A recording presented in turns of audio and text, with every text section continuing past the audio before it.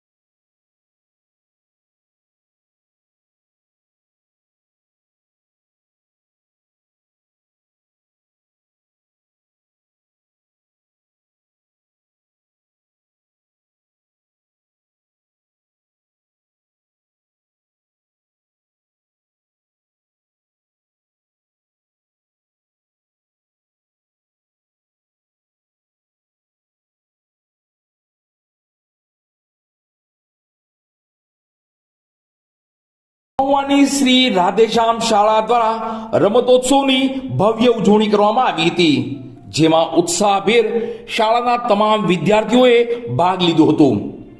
જેમાં વિદ્યાર્થીઓનો શારીરિક વિકાસ થાય તેવી તમામ રમતોનું આયોજન કરવામાં આવ્યું હતું.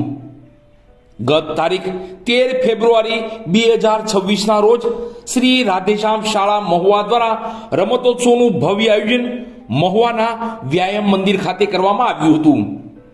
આ રમતોત્સવમાં ધોરણ 1 થી 8 તેમજ ધોરણ 9 અને 11 ના તમામ વિદ્યાર્થીઓએ ઉત્સાહપૂર્વક ભાગ લીધો હતો. આ કાર્યક્રમનું આયોજન બાળકોના સર્વાંગી વિકાસને ધ્યાનમાં રાખીને કરવામાં આવ્યું હતું. વિદ્યાર્થીઓને વિવિધ રમતોમાં ભાગ લેવા માટે પ્રોત્સાહિત પણ કરવામાં આવ્યા હતા, જેમાં સંગીત ખુરશી, કબડ્ડી, ખોખો, લીંબુ ચમચી, દોડ, વોલીબોલ, રિંગ જેવી અનેકો રમતોનું સુંદર આયોજન શિક્ષકોની દેખરેખ હેઠળ કરવામાં આવ્યું હતું. આ રમતો દ્વારા બાળકોનો શારીરિક વિકાસ, માનસિક વિકાસ થાય તેવો હેતુ હતો. વિદ્યાર્થીઓએ ઉત્સાહપૂર્વક ભાગ લઈ આનંદની અનુભૂતિ કરી હતી, તો સાથે જ શિસ્ત, ટીમવર્ક અને સ્વસ્થ સ્પર્ધાની ભાવના પણ બાળકોમાં જાગી હતી.